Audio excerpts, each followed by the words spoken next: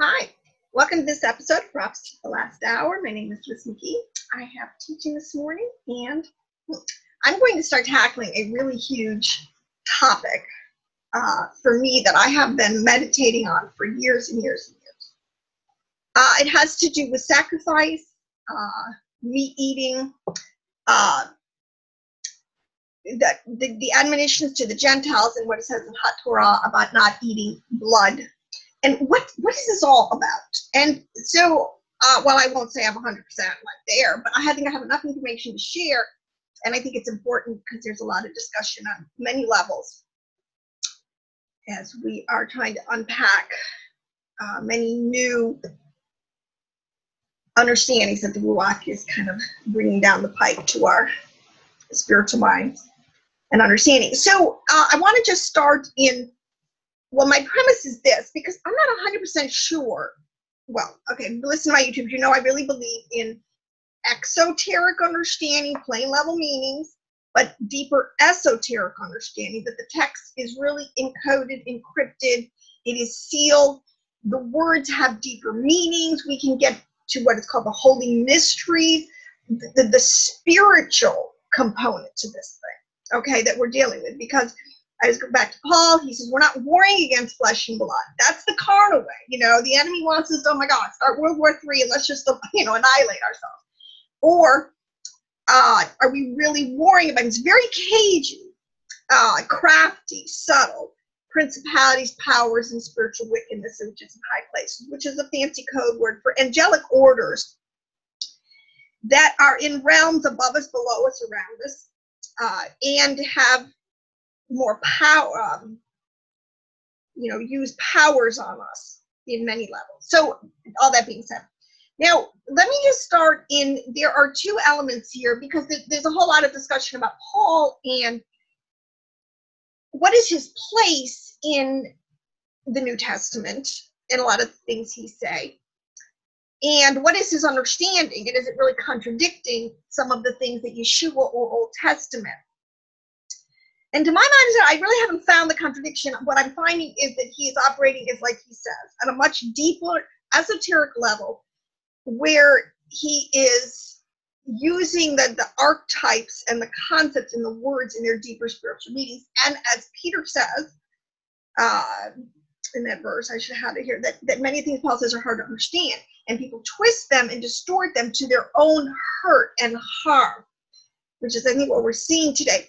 But, I'm not of the person, I don't think we have to, as we are deconstructing many of the theological constructs that we have been, fed in churchianity, it's important to be really close with the Ruach, because you don't want to throw the baby out with the bathwater, and you don't want to deconstruct to a point where you shipwreck, okay, the whole narrative or people's faith or different things, which is sort of what's actually happening today. Because as a word of caution, I think some people are going a little too far in the deconstruction, and you always have to be really, it's always about balance. The left side and the right side. Yeshua is the middle pillar. He is our peace. He is our balance.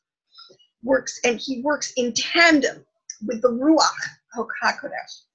So anyways, let's revisit a couple of concepts here. One is the Jerusalem Council. Now, this is another thing. I don't think you need to throw that out. I see no reason why it cannot stand as an authentic. This, to me, would have been very appropriate how they would have functioned. You do have your 12 apostles. You do have Jacob, Yaakov, the Lord's brother, is head bishop, Merkabah, of the Jerusalem church.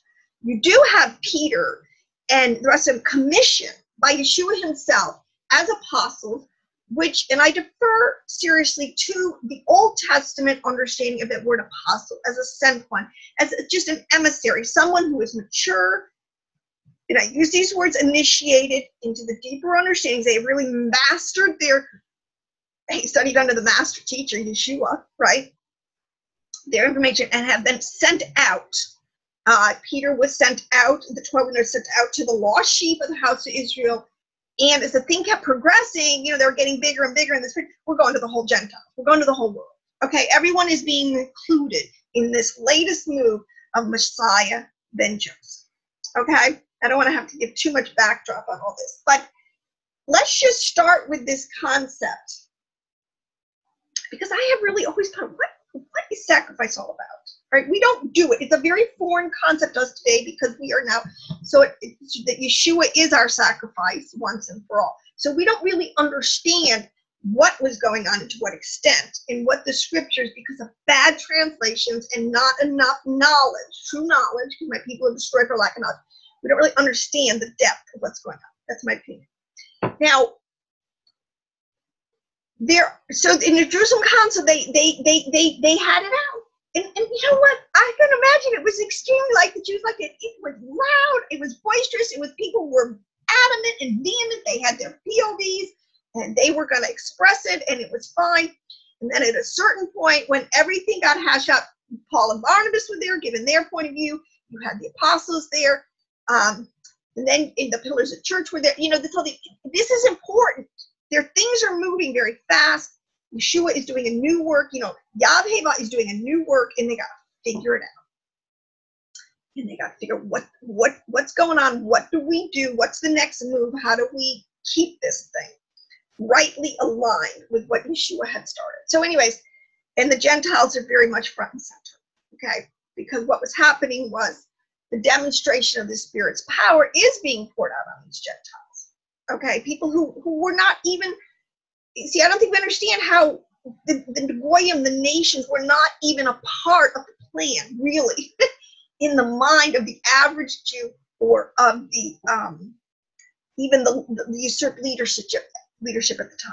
All right, but there were the sages, there were the wise men, those who truly did have deeper understandings, who understood the plan for the nations. And so you have this, you know, rubber meets the road thing. But I think it all has to go back to, and they came out with 4 things that they said the Gentiles have to do in order to stay in covenant and stay right in this thing, this new relationship, this door that's been opened to them. I would say Yeshua is the door. He's the way in. And then what are you getting into? All right. So let me go back, because I've learned that the stories are written, while there is a literalness and a true history to this, there's also, in the parabolic way, you're dealing with archetypes, concepts, people, words, groups that are portraying tremendous spiritual realities. So I'm going to share something. I'm going to start doing some screen sharing here.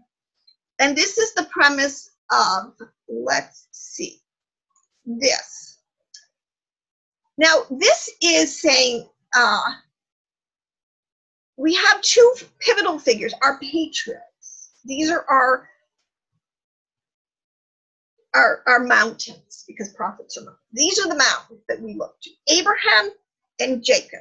Abraham and Jacob. All right. Now, there are 2 stories in this. So if you look at the 2 divine archetypes, Abraham was originally, he was a Goy. He was of the nations. He was from Ur of the Chaldeans, right?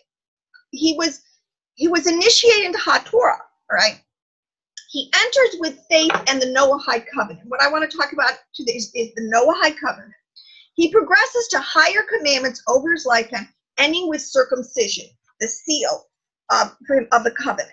Now, let me go, and I always go back and read this one verse, because if people think that, you know, Torah and God's instruction to the nation, or to Israel today, began with Moses, you've just not been listening close enough. There's a verse in Genesis 26, verse, I'm reading from the Septuagint, chapter 5. And because Abraham, thy father, this is Isaac is saying this, he says, because Abraham, my father, hearkened to my, well, this is actually Yahweh speaking to Isaac. And he's saying, because Abraham, thy father, hearkened to my voice, the ruach, which is, and kept my injunctions, which is the word duties or obligations, and my commandments, which is the word commandment, and my ordinances, which is the word statutes or ordinances, and my, and then in verse, in this translation is my statutes, which is the word Torah, which is the word laws, which is the word instructions. He studied under his father Shem, or his grandfather Shem, and Noah, and this was the righteous. They knew they were sacrificing. They were doing things already. Cain and Abel came out sacrificing. All right. So this concept of sacrifice is very old and arcane and in the human psyche going back to the very beginning. So let's not pretend that the people we're dealing with did not have an understanding of what they were doing. Now, so back here, Abraham is a type. His story is an archetype. All right. An archetype is a template. It's like the it's the image, the idea, the concept. All right. So, but Yaakov down here, he is a Jew. He is born into HaTorah. So by this time in the progression, he is born circumcised and he is initiated into the HaTorah. Circumcision had been established. Jacob and the 12 were circumcised from birth. This is not an issue anymore. Yeah, there had been much going on between Abraham, Isaac, and Jacob. There would have been much revelation coming down the pipe. Yeshua was beginning to form a people who was very quickly going to morph into a nation, which was called, the nation of Israel. But you have two different kind of peoples in this thing. You have Abraham, who's a goy, who is being initiated into HaTorah, and the story of his life is his progression, his growth in his understanding. He had to start being, his dad was an idol worshiper, and he was second in command under Nimrod. I mean, this guy, and yet he had a grandfather. So I've been through this, coming from a blended family, believing and unbelieving, righteous and wicked. And he had to make a decision. He made the decision, and he decided, it's for me and my house, we are going to follow the God of my fathers, which he said was Abraham, and which was of Shem and of Noah. All right. He progresses over his lifetime. Promises get made to him. He stays faithful. He ends up with the seal of circumcision. Jacob is a difference. There's much more here for him to be initiated into it from his birth. They have more HaTorah. He is circumcised from birth. He is raised in the promises as it's been coming down from birth. So this is really what we have in here, is sort of this concept of the Gentile coming in, and somebody who is, a Jew who has had Torah all his life. All right. So I want to make that first point. So let me go now into reading from Genesis. I'm going to read chapter 9, and I'm going to read in chapter 9. All right, from the Septuagint. Now, this is right after the flood, and they come out. Yah blessed Noah and his sons and said to them, increase and fill the earth and have dominion of it. Now, he goes on in verse 3 to say, and every reptile. Now, these words, you have to look at every single word up, because these translations are just reptile. Yeah, right. Every reptile. It is a word that is, it's the word rams. It's 7430. It means a creeping, to move about. So we're talking about animals here. So in every animal, creeping, that is able to move, has a life force that gives it animation, as opposed to, all right, so every animal really would be better, or creeping thing, things that has movement on its own, is living, which is living, is to be used for meat. That is the word meat. I have given all things to you as the green herbs. All right. Now, the green herbs is a word. It is the word grass, but it represents vegetation. So we have two kingdoms here, because you people talk, there's the animal kingdom and the vegetable kingdom. Basically here, Noah was being told that the animal kingdom and the vegetable kingdom were being given to him for food. All right. But, because this is really important, I have to lay this foundation, because there's two things that are always talked about. There's a difference between things offered to idols and from blood. They're not necessarily always the same thing. Okay, so let's go on to verse 4. But flesh. Now, flesh is the word basar. It is talking about the carnal, the actual physical flesh, as opposed to the soul. All right, so flesh, this meat, so to speak. But flesh with blood of life, which is two words. Blood is the word dam, which we get the word in the word Adam. You have that word in there. This is and life, which is nephesh, which is soul life. So we are talking about, but flesh, basar, in the context of eating meat, that has the blood of life in it you shall not eat. It's the connection here between meat as the sar and meat that has the nefesh, the soul life in it. This is a huge distinction. This is going to explain when we understand this concept, the difference. It's going to explain so much, and spiritual reality, and what these Luciferians, these sons of Cain, have been doing from time immemorial. All right, for your blood of your lives will I require at the hand of all wild beasts, and I require of man at the hand of his brother. And behold, so in other, if you are not to shed man's blood. There's a lot of levels of meaning in all of these verses, but we go immediately from the concept of meat to the concept of shedding blood, shedding soul life. That's the point. It was Abel's blood that cried out, his soul life, which is a whole different category being. Our souls are immortal. Our flesh is going to degenerate and is going to gets recycled. This is why I don't think eating or not eating meat is the issue, because dry meat that has no blood is just flesh, is just it's organic material that you can ingest, and it comes out and it goes back. It's a cycle of this, but it's the blood life, the blood that is in it, that is absolutely forbidden, and there has to be understood a huge distinction between the two. So that is my first point. So, and then I have to say, because the covenant, and it's going to go quickly a couple of verses to stress this point, that he's not concerned so much with the meat, the basar, per se, as he is with the covenant that he established, and what he is saying in here, because he that sheds man's blood, instead of that blood shall be, his own blood shall be shed, for in the image of God I made man. All right, and then he goes on in verse 8, says, in verse 9, he says, behold, I establish my covenant with you and with your seed after you, and with every living creature, which is this word, nephesh, soul life. Every creature that has, creature, which is the word reptile, which is the word muzabat, every four-footed thing, two-footed thing, everything that has animation. See, the difference is plants don't move around. They're a whole different category. They don't have this nephesh, this blood life in them. All right, this is, again, a very important distinction. And every living creature with you, birds, beasts, wild beasts, and as many as with you that come out of the ark. That's so much esoteric understanding that, and I'm getting there to really unpack all that. But he says in 15, and I will remember my covenant, which is between me and you, and between every living soul in all flesh.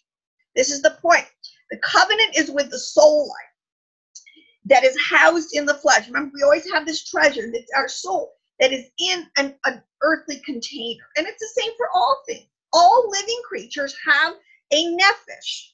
Okay, we're talking the animal kingdom have a nephesh inside. And this includes, all right, so I remember my covenant with between every living soul in all flesh. And there shall no longer be water for deluge, so as to blot out all of the flesh. All right, and he goes on to say again, and to remember the everlasting covenant between me and the earth, and between every living soul that is in all flesh, which is upon the earth. And God said to Noah, this is the sign of the covenant which I have made between me and all flesh which is upon the earth. So it's really to get your words straight and understanding, flesh in its context, and the nephesh, the living soul life, the animation, the zoe. And there's many different levels of zoe, all right? And it gets all the way up into the breath, into the spirit. So there's, there are gradations of soul life. And sophistication is, man, I've been through a lot of somebody has breath life, soul life. It's how I said, animal kingdom, the lower level I am does not have breath life, soul life. Sorry. All right. So understanding this, that you have two things. You have animal kingdom that has been given to Noah's descendants for meat, and green herbs, which is vegetation. And really you have the two kingdoms. And this is my opinion. But it is the issue then comes down to the blood, and it comes down to the soul life in the blood, and what you are not allowed to do with it. Now, fast forward, and I want to just talk about this. Let's see if I should go here first. All right, the Noahide laws. There's this whole thing. Command. See, I will, or my premise would be Enoch had laws, Torah instruction, how they were supposed to function with one another in peace and in harmony as they repopulated. Or Adam had it. Go all the righteous from going down to Enoch. You read the book of Enoch, it's a highly moral. Then it goes into Shem, and Noah had this understanding. But as he made a new covenant again, because the first world, the pre-diluvian world, was destroyed by flood. That flesh life, that soul life in the flesh had become so corrupted and out of control and crazy. This is the thing. There is so much power in soul life. Oh, okay. So let's talk about the Noahide laws, which is a huge concept. Now, you're not going to find in the text anywhere a complete list. Oh, these are your 7 Noahide laws. It is in the text as you flush it out. All right. Yes, it was Israel on one side was given the 10 commandments, and what was included in theirs, which was not in the Noahide, basically, is you're to love. He revealed himself to them. He wasn't an unknown God. He's, I am your Yahweh Elohim, Yahweh Vaheh. You worship me, and you have no idols or other gods before me. That is basically. But in the 7 Noahide laws, basically you can pare it down to this thing, and we even mentioned it here. Part of it is already in chapter 9, as I just said, that you will not murder. Premeditated murder of your brother is totally forbidden. All right, you don't steal. Now, this is part of you have to understand. You do not worship false gods, idols, or images. And this is another concept we don't really have, in my opinion, a lot of times correctly in Christianity. What's going on with gods, idols, and images? We think they were just worshiping little statues. No, that might be an image of something, of an archetype or something. And actually, and I started to flush this out, the celestial gods. The Bible is very clear. There are other gods with a small g. These are powerful principalities, powerful powers, powerful angelic orders. And the nations were, I'm getting a little ahead of myself, but in some of my videos, if you've been tracking with me, the 70 angels, the 70 watcher angels that were given over to the nations, they were, let me say this, the rest of the nations, the 70 were given to these angels. All right, these were going to be their gods, their Elohim. Yahweh did this. All right. So, but you were not to worship them. See, there's a big difference. There's a phrase here that they're called tutelary angels, which means they're like the judges. They're like Yahweh's policemen now, put over these nations to make sure that they don't basically destroy each other, and that they do keep some kind of these laws. This is the good side they were supposed to do. But the storyline is they have gone way beyond. They have set themselves up as gods. There's too much information there, but that's basically the storyline. So number 4 is do not be sexually immoral. I mean, that's all over the text. You can't get away from that one. Fornication, adultery, porneia, these things are totally forbidden. Do not eat. Now we get into this one, which is, again, do not eat a limb from a live animal. This is the point where it says, do not eat a limb torn from a live animal. This is where it is talking about eating a flesh that has the blood in it. If it's not kosher, if it's not properly prepared, if the blood is not drained out of it, and you are not just eating organic matter, if you are eating the soul life or drinking, see, this is what the Luciferians, we've got to get up to speed on what they're doing and what is going on and what is at stake here. All right. So this goes back over to this is word it talks in the New Testament where that the Gentiles were told you are abstained from blood and from things strangled. What they're saying is killed without letting the blood out. All right. There's 2 things going on here that the Gentiles and Torah speaks specifically about. One is you are not to partake in things offered to idols, and you are not to eat meat or flesh in the animal kingdom or human flesh, because cannibalism gets all wrapped up into this thing, that has the blood in it, that has been strangled, which means it has been killed without letting the blood, the nefesh, out. All right? So another Noahide laws, do not curse Elohim. And this is a big one. They were told to set up courts, and this is what the watcher angels were really supposed to do, or oversee in this sense. They were set up courts and bring offenders to justice, because God is all about justice. Remember, I would rather justice, well, I would rather mercy, but justice has to be done. You have to have policemen, that's why it says that Torah law is for the Torah breakers. You have to keep this thing in check, otherwise it'll get completely into chaos and anarchy and lawlessness. All right, but let's go back to, I want to share a couple of little things. Let me do one more screen share if I can find out where I want to go here. Okay, so these are a couple little, now that we have established the fact, and I'm going to focus in the Noahide laws here. Here's a quote from the Noahide laws as well. King Solomon built the Holy Temple in Jerusalem. He specifically asked Yahweh to heed the prayer of non-Jews who came to the temple. This is why there were different courts. There was a court for the Gentiles. The nations were allowed to come and to petition Elohim.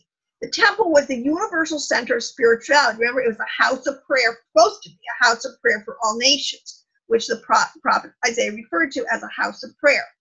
The service in the Holy Temple during the week of Sukkot featured a total of 70 bull offerings corresponding to each of the 70 nations of the world. In fact, the Talmud says if the Romans would have realized how much they were benefiting from the temple, they never would have destroyed it. Everybody's destroyed for lack of knowledge. The point is,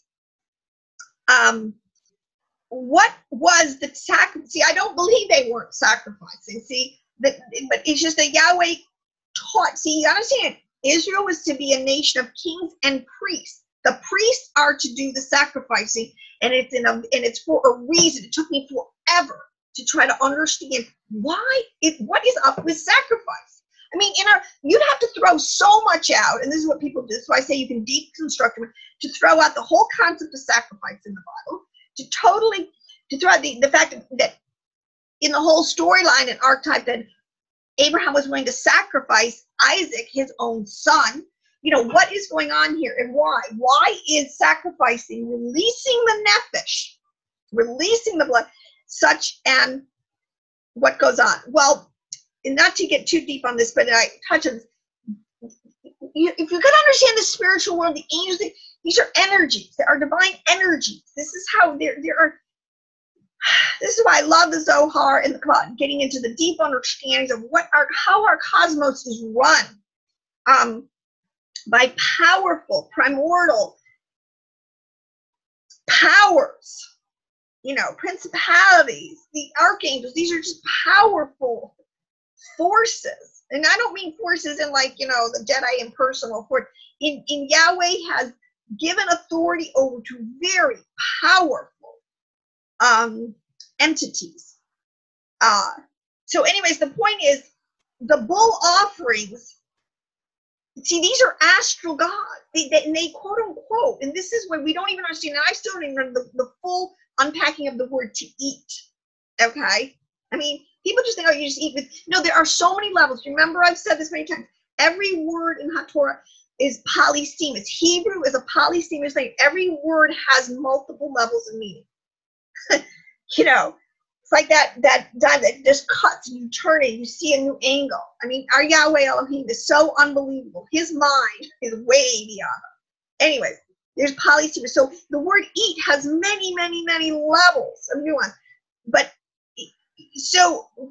anyways, in the serpent soul, you will eat of the dust of the earth. I mean, we just think of that such a stupid little statement. What does that mean? Well, in essence, the dust refers to, in these senses, it's not dust like in dirt, like with it. It is, think of dust as the building blocks of all life.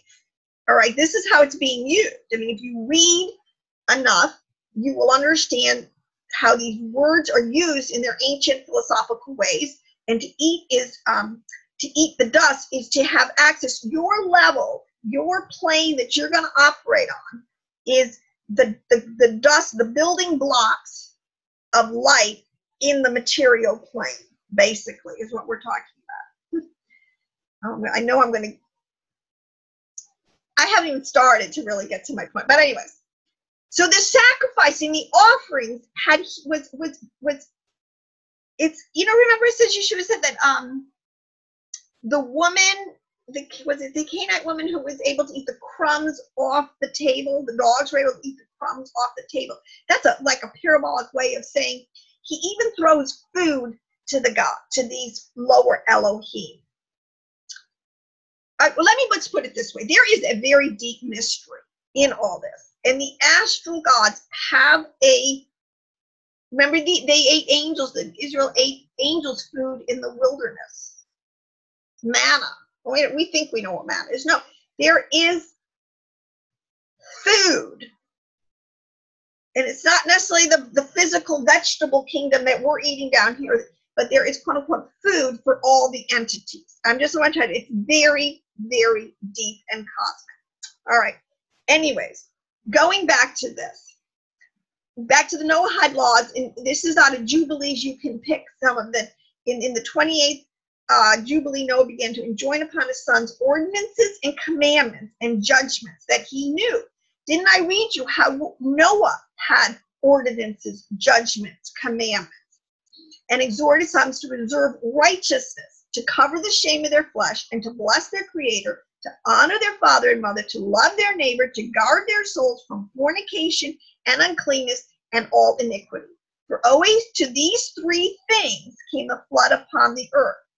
For whosoever sheddeth man's blood, and whosoever eateth the blood of any flesh, shall be destroyed from the earth. This is where we're getting to we are not to partake. When you talk about the table of demons, it is, they're constantly trying to eat the blood. Now, let me get into this. Okay. Two things. This is from, the top quote here is from Irenaeus.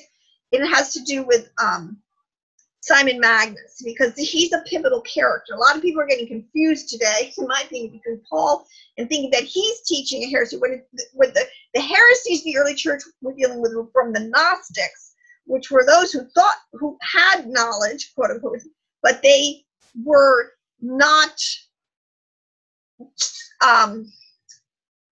knowledge that does not get paired up with total Torah living lifestyle is not going to be blessed. All right. So the angels were mismanaging the world. Remember, I told you about the 70 shepherds. This is a quote would tell us. This is the knowledge our ancient church fathers had. For as the angels were mismanaging the world, since each of them desired the sovereignty, they wanted to set themselves up with gods who really weren't gods. They descended. That he had descended, transforming, and this is talking about Simon Magus. He transformed himself, or so he said he did, and made into the like of a principality power and an angel. He was deriving all of his power, he said, as a high Elohim. All right. Now, what we have to understand, and this is why putting all these different concepts together, when you understand the two bloodlines, okay, bloodlines. All right. Not all. Okay, this is a footnote, but now the Didache, all right, which is the Didache, is an ancient first century, quote unquote, Christian document, right? We have found it now. We've recovered it. And it is my opinion that this is the text that really was the total treatise written on the Jerusalem Council. This is basically what they came up with. They agreed on. They said, all right, this is how we're going to get these Gentiles up to speed in following HaTorah. All right. And if you read it very carefully, it's all New Testament, and it's all the 7 Noahide laws. This is the point. The Gentiles were totally being held accountable 100% for keeping out these Noahide laws and for believing in the name that it was given, the name of the Yeshua HaMashiach, and in allegiance to Ha Elohim. So, but a footnote I found in someone's commentary on the Didache, which I thought was so interesting, because this is what we're getting to in the two sea lives, and we have to understand. The corruptors. Jude talks about those who will come in secretly unawares and corrupt. And this corruption has been going on time and time again. This is the story of history. You know, the righteous will kind of get an upper hand. They'll start making a righteous society, a righteous civilization. You know, people will be getting blessed. Everybody's, you know, sitting.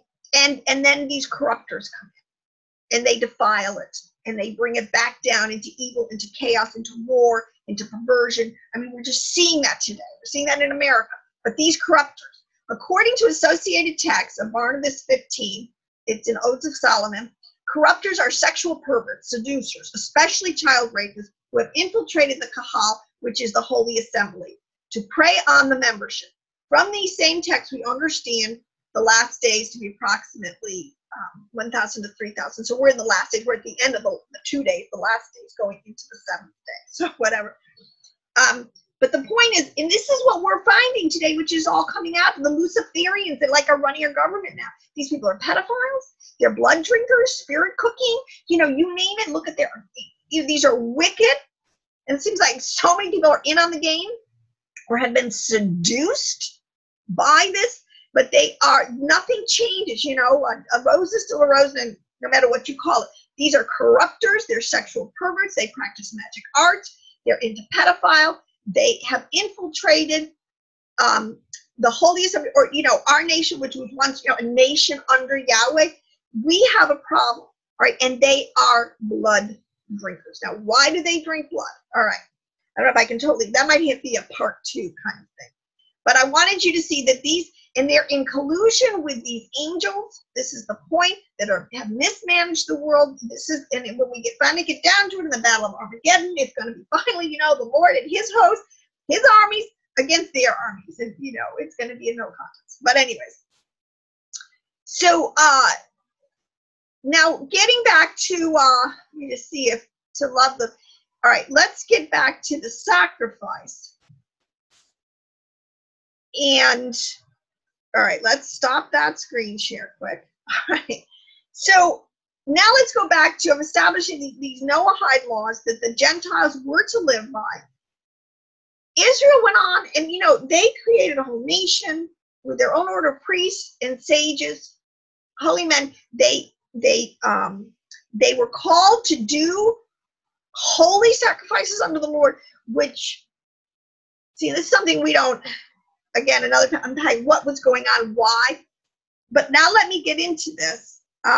What the Gentiles, the 4 things, because in our book of Acts, we get 4 things the Gentiles were told to do, which is never, again, you have to understand it's an edited text. It's not the whole story. It's just, you know, it's just 4 things. That's why I say the Didache, if you read it, is kind of like a full treatise, in my opinion, which everyone should read, because there's unbelievable information in that book.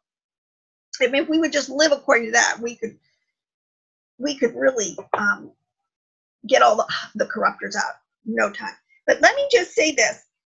As I was saying before, there is a difference between, well, let me go back to Acts 15 and just give it to you. Acts 15, the whole chapter in verses 20 to 29 kind of lays this out.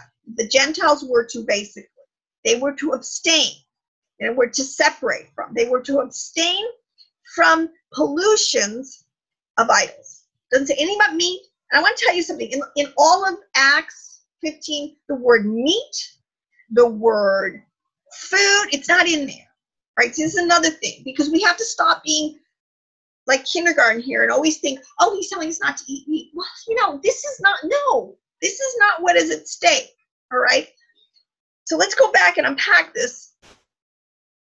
You know, Israel's understanding versus the practices of the pagans and their sacrifice and offerings to gods, little g, who said they were, you know, Elohims, but were not. All right, they were imposters. This is the, you know, the sun, moon, and the stars. And I won't even get into that.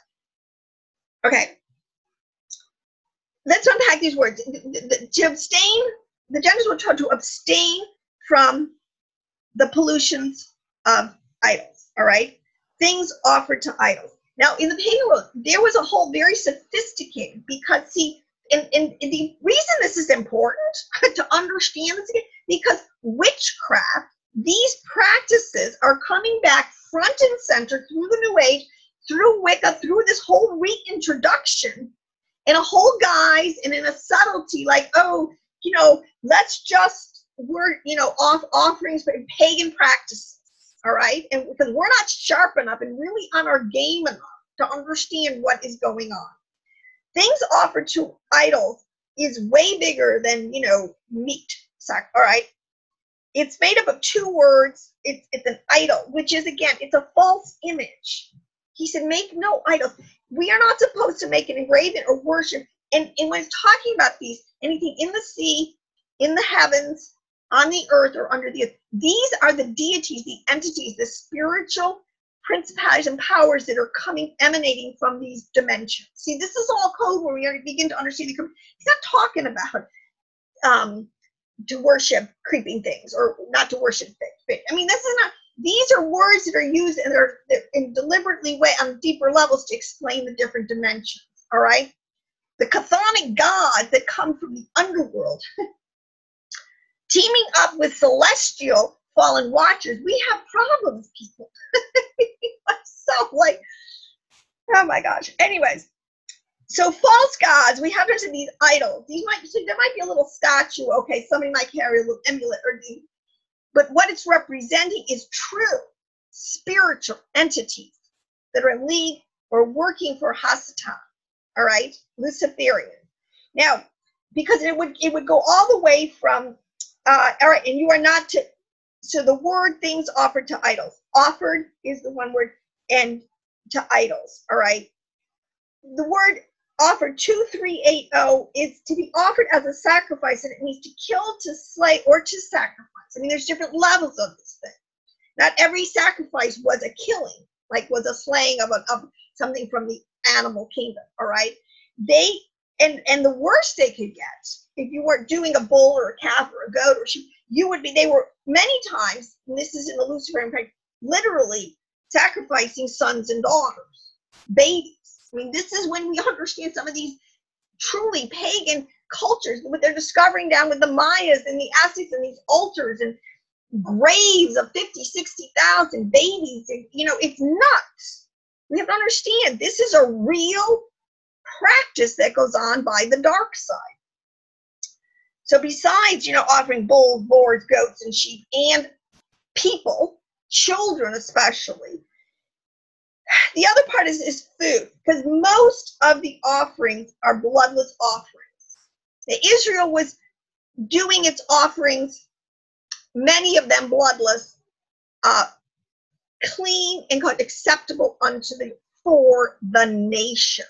They were the high priest, because the Goyim were so lost in their wicked practices, doing these things to astral deities, clueless. All right, Israel in the stage of the deeper in this is the world that had an understanding of what was going on, but most offerings are bloodless. Things like herbs, all right, garlands. See, now think of all the pagan things in the concept here.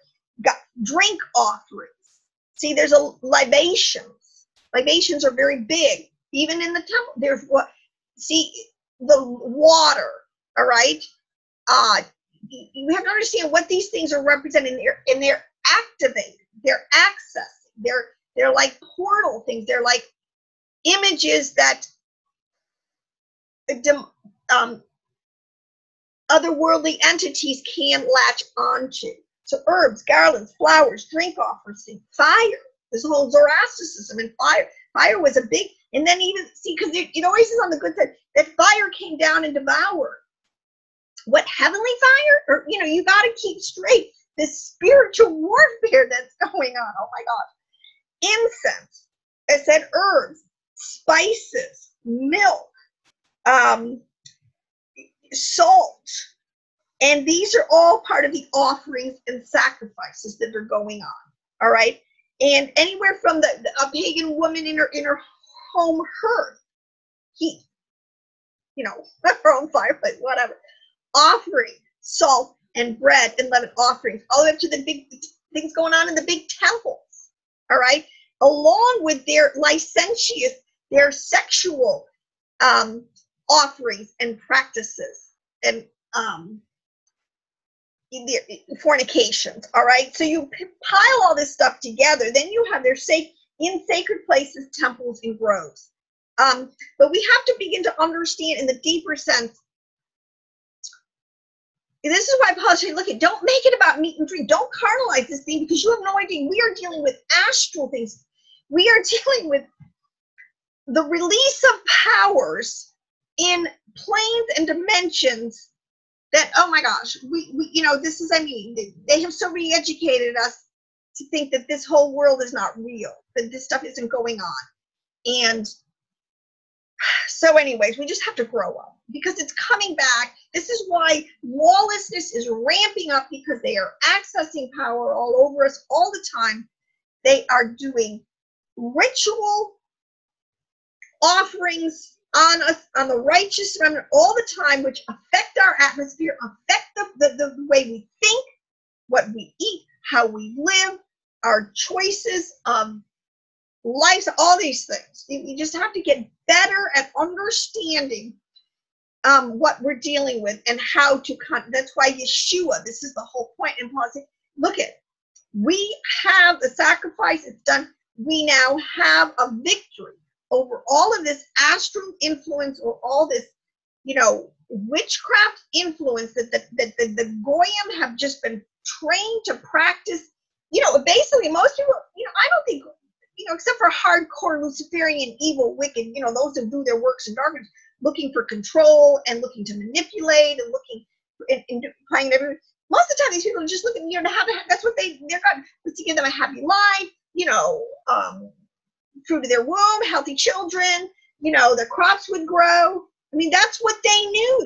Those were their ways of accessing to their God. This is why we have to understand we have a message that is so much more powerful. We have access to the highest Sephiroth of Yahweh now through his son, through Yeshua, Yahweh, the Messiah and Joseph, that went to all, not just, as I say, Jacob. This thing was going now to people groups, back to the archetype of Abraham, who are Goyim, all right? They haven't grown up with Hot Torah.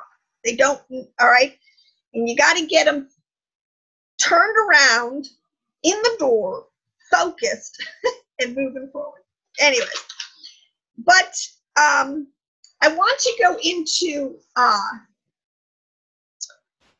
so let me go back to this whole day. All right, so there are two things that are going on. So the Gentiles were told they are to abstain. So what I'm saying, the things offered to idols, you can't, this is not necessarily always in the meat category, all right? Because as I said, what we need to begin to wrap our mind around, and because this is being done now, this is being done in our entertainment, this is being done in our Olympics, this is being done in our public arenas now on the level as in ancient practices, where things are being done and we're so clueless to God, all right?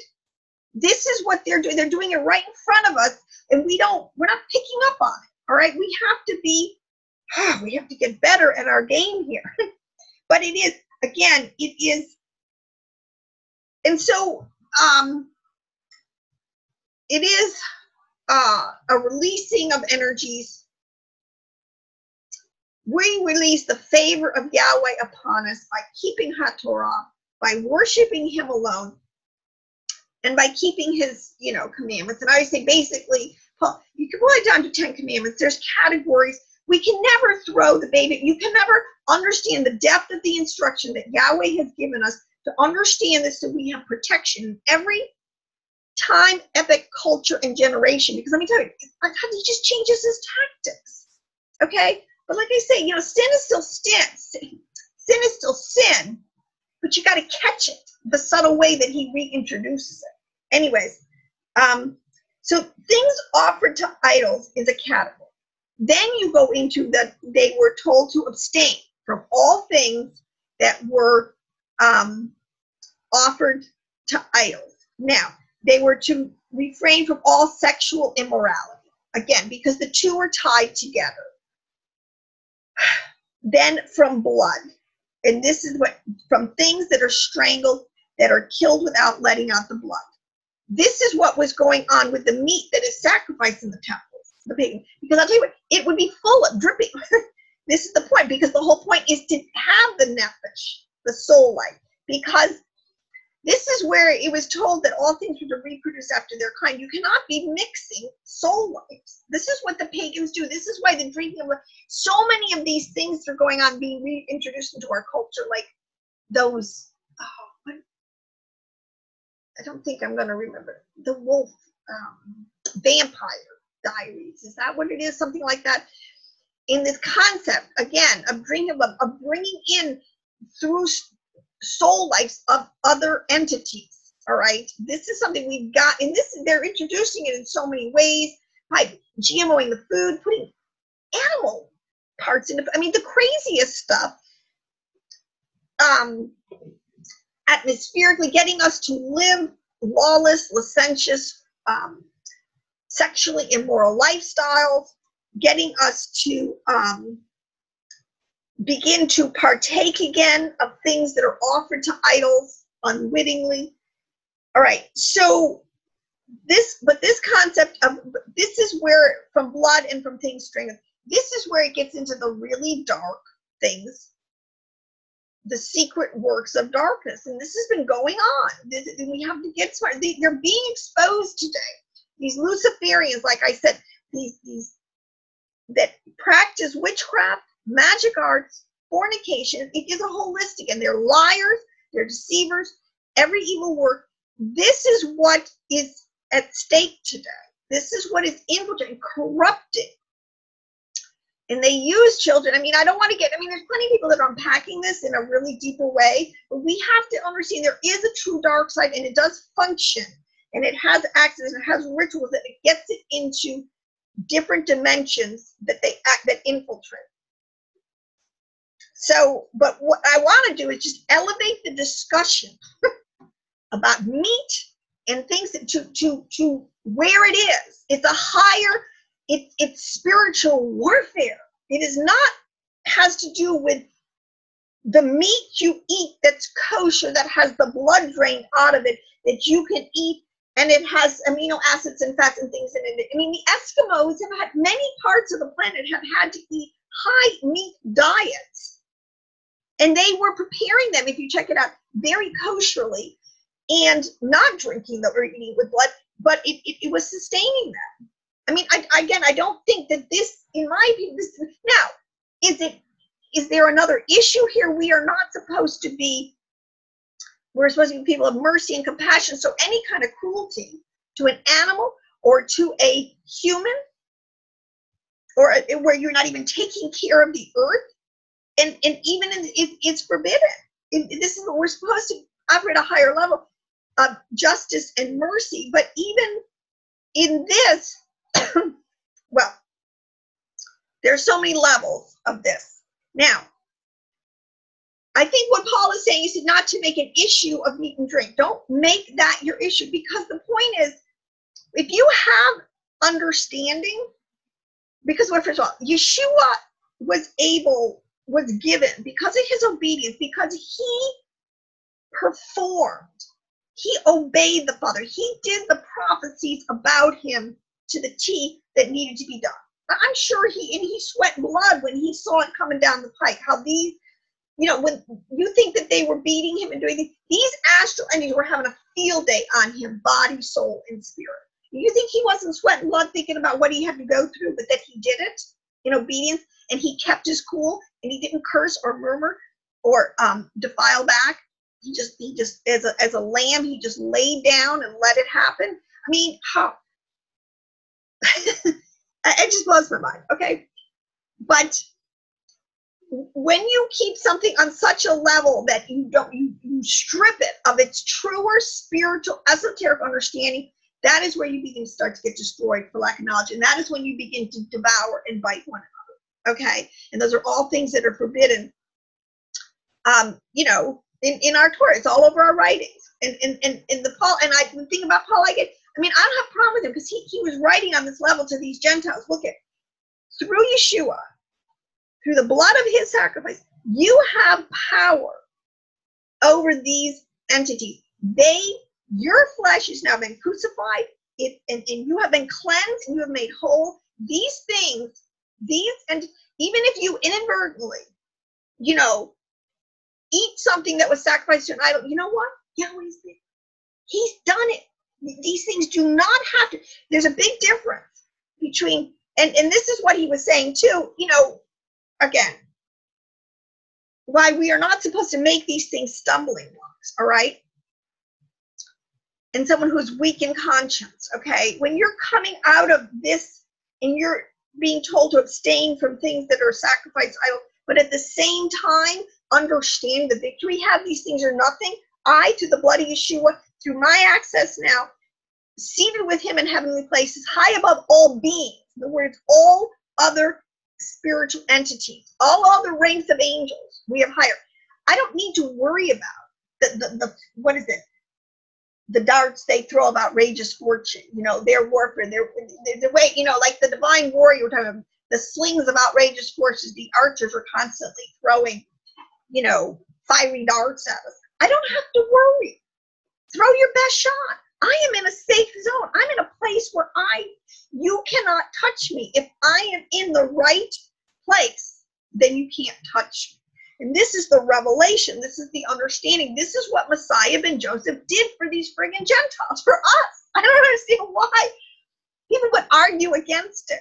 Now, the other part, I don't think that Paul is really arguing against the fact that, look, don't be stupid, don't antagonize, don't make this thing all about meat and drink, all right? Because we've got bigger fish to fry. You should just disarm these principalities and powers, these astral gods over the nations that had power over you. You once were their inheritance. This is the whole point. I've unpacked this in a couple of my past teachings. The nations, he gave them to these angelic orders as an inheritance. These were their people. And now he's taken them out. And you think there's not going to be a battle? Because this is the whole point. It's a battle.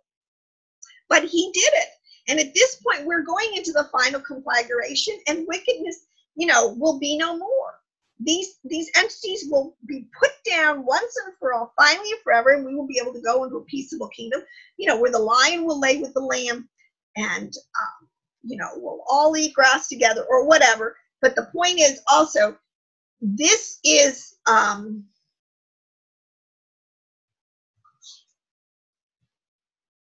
guess my point again is we have to get so much more savvy on what was at stake, what was going on in the ancient world, what the issue was. All right. Now I want to read a couple things about prayer and fasting and demons, because see, this is the thing, we don't understand what we're dealing with. See, in the modern mind, we've been told to think words like demon or angel. These are just superstitious, archaic words.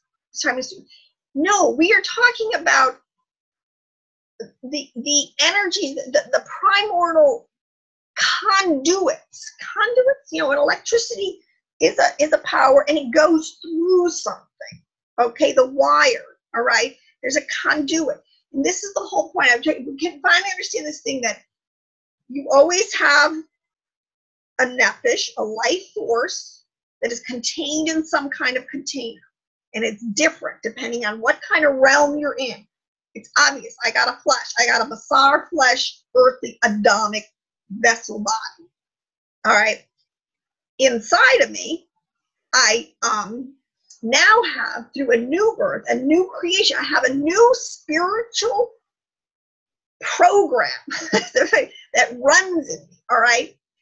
But demons, there's a very, very famous verse in the Book of Jubilees that explains how a lot of what we're dealing with, so not only dealing with entities in other dimensions, in the sea, in the sky, on the earth, under the earth, I've been through this, but with demons, which is, again, the soul life that was created by the hybridization and going on in the pre-Diluvian world, all right?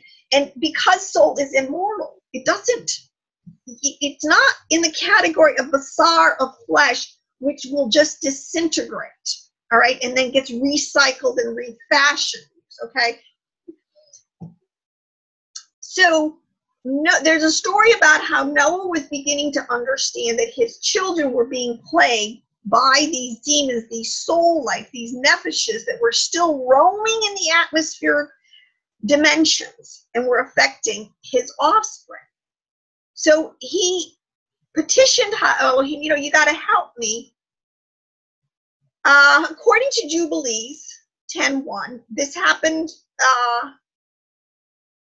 let's see. He knew that his descendants were stricken on account of their sins. So believe me, the way the law works in Torah, you cannot be oppressed unless you have broken a law. That's why it says the policeman is for the lawbreaker.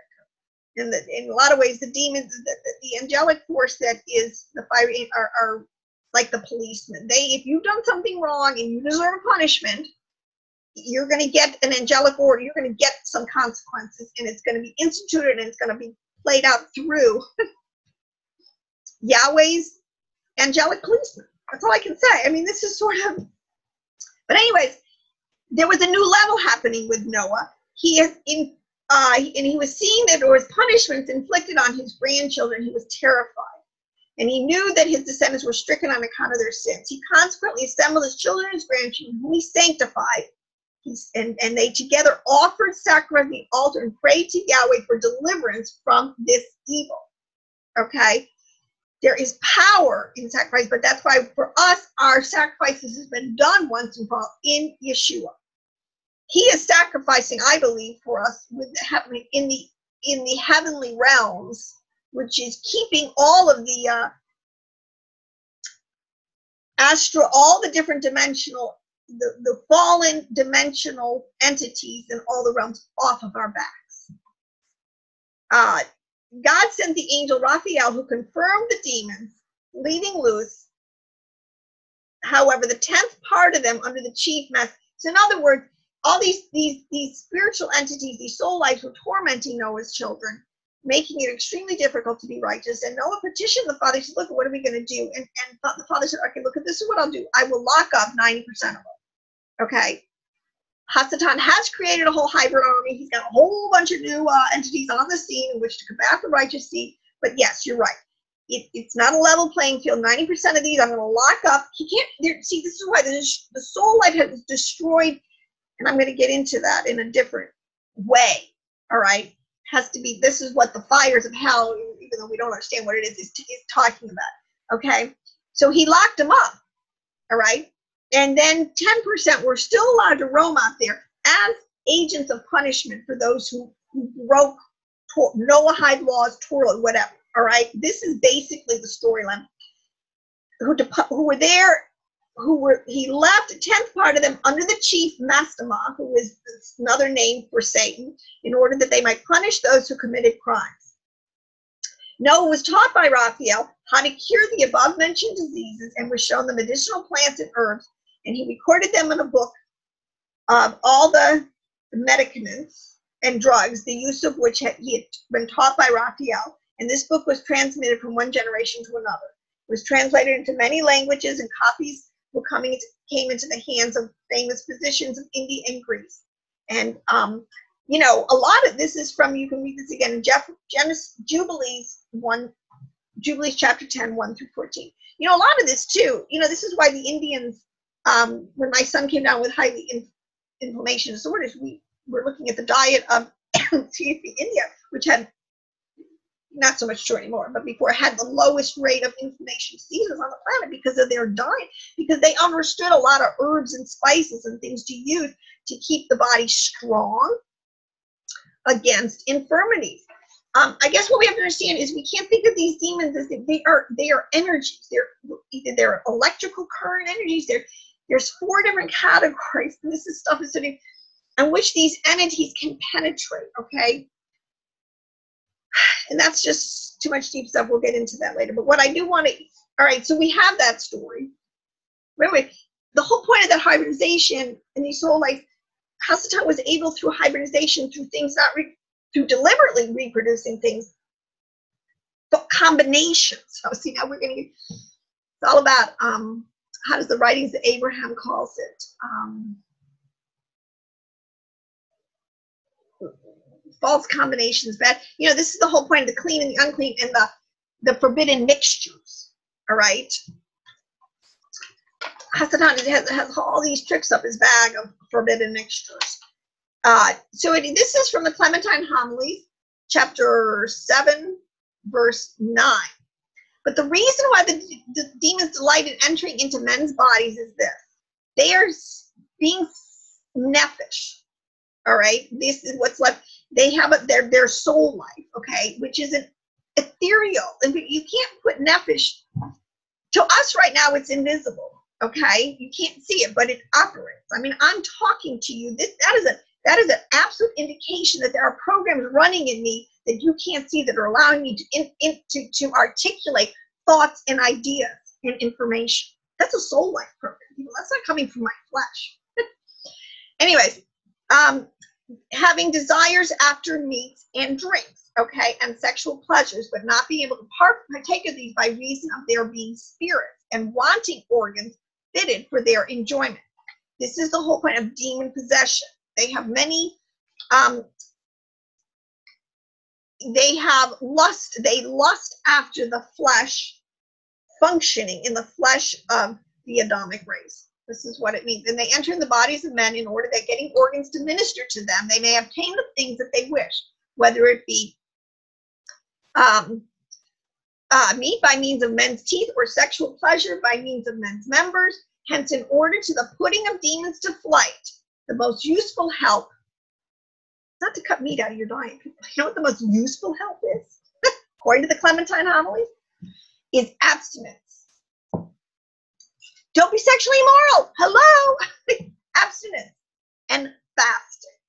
All right, fasting and suffering affliction. For if they enter into men's bodies for the sake of sharing pleasures, okay, it is manifest that they are put to flight by suffering. So there's no pleasure in being in that host body. What's the point? They will leave. But insomuch as some, being of a more malignant kind, remain by the body that is undergoing punishment for having sinned in the first place, though they are punished with it, therefore it is needful to have recourse to God by prayers and petitions, refraining from every occasion of impurity, that the hand of Yahweh may touch him for his cure, as being pure and faithful and worthy of pardon. It shall not give sentence anymore. So in other words, it's prayer and fasting. Remember, Yeshua said, well, some things only come out by prayer and fasting. You can stop doing the deed, so to speak. Yes, the sin, which we should always do. But then you need an additional prayer and fasting to get these demons.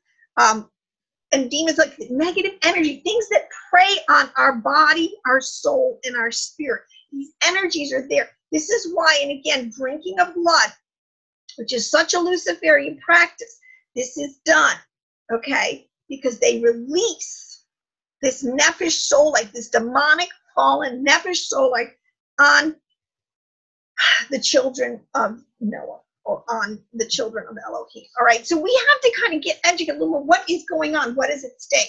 And not keeping it in the carnal category. Let's see. I want to read this part. This is again from the Clementine Homilies. Great work. You should read now. They've come back to us. The Nazarene Acts of the Apostles. This is the writings of Peter, who went out into the nations and especially towards the lost sheep, and he was bringing them up to speed. There's tons of information in here that we need.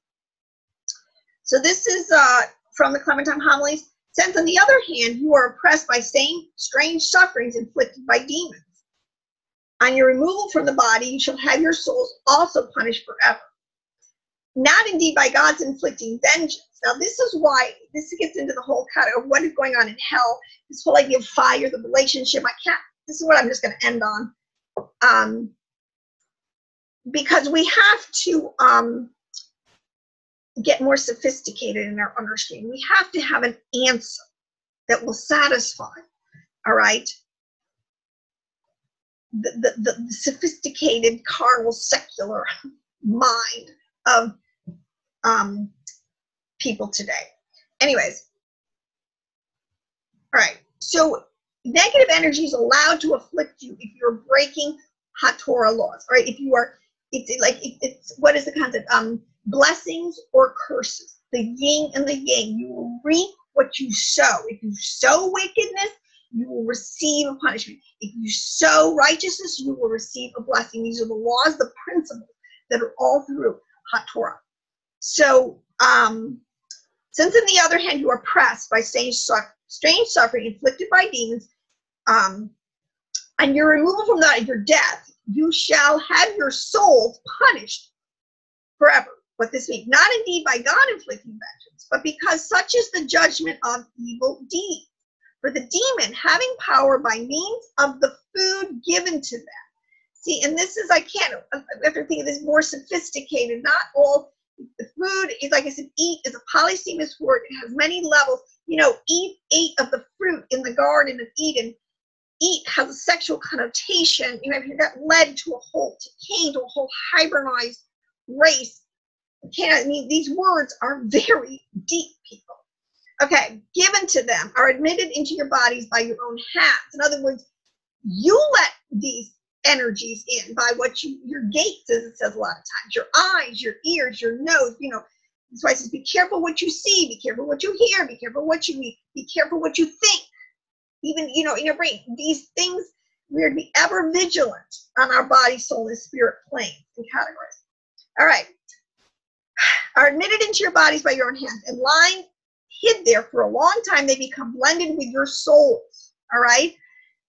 And through the carelessness of those who think not or even wish not to help themselves, upon the dissolution of their body, death, when their basar, their flesh, their human body will decay, their soul, which is being united to the demon, are of necessity born into whatever places it pleases. So into the netherworld. You know, this is why it was a whole point. Where does your soul go? It was very important. David didn't want to go down to the pit. They wanted to make sure they went into the protected areas that Enoch talks about for the righteous souls. All right. Otherwise, they wander in wasteless places. Anyways, but souls are being united to the demon, are necessity born by it into whatever place it pleases in the netherworld. And what is most terrible of all, when at the end of all things, the demon is first consigned to the purifying fire, the soul, which is mixed with it, under the necessity of being horribly punished and the demon of being pleased. For in other words, all right, so the soul that is joined to a demon upon death, that soul is joined and goes where the demon goes. Okay, this is why the point is, choose is who you're going to serve. Are you going to serve the dark energies or are you going to serve the light? They're not the same. They don't have the same origin or they don't go to the same places. Okay, and this is real physics. This is why I said we don't have to keep these in little Sunday school stories. There are deep physics in this that science is bearing out. But anyways, let me get to the last point here. The soul is mixed with it. It's under necessity of being horribly punished. And the demon is pleased because that was the whole point. The demon, it has no, now let me finish. For the soul, being made of light and not capable of bearing the heterogeneous, which means diverse or mixed flame of fire. In other words, light and fire are forbidden mixtures. Here is the point. Is tortured, but the demon, being in the substance of his own kind, he's a fiery demon, you know, fiery angels. This is the point, a fallen fiery angel. This is what brimstone is. This is what sulfur is. This is why, you know, the third kingdom that I did not talk about, we talked about the animal kingdom, the vegetable kingdom, the mineral kingdom, which is another whole thing we've got to unpack. The mineral kingdom is a lot of times where is the conduit for these demonic energies. Okay. So this, for the soul, being made of light, all right, is not capable of bearing the diverse or the mixed flame of fire, is tortured. But the demon, being in his own substance, is greatly pleased. He's fine. He becomes the strong chain of the soul that has been swallowed up. I mean, it's just pure physics, all right? Because the negative energy is going to get all rolled up together. It is like refuse. It is going to go bye-bye, okay? And what is now a pure light will be manifest. Okay, so these are some of the, I don't think our ancients were at all silly or superfluous. They had deep understanding of the structure of the cosmos on all the different levels the geography, the planes here, everything soup to nuts, and they understood it on levels that we better get up to speed. Because at the end of the age, people are being duped left and right. In the West, our health is being taken from us. There's lawlessness is ruling supreme. There is no more, sexual immorality. I mean, it is just crazy. It's a mess. So on that note, I say, hey, but look up, because we're told our redemption does draw nigh. Hold on a second. And Yeshua is coming back, and we are going to defeat the wicked once and for all, and we are going to go into a peaceable kingdom. So in his name, in the name of Yeshua, I bless you, and choose that name, which is above all the other names. So, shalom. Till next time.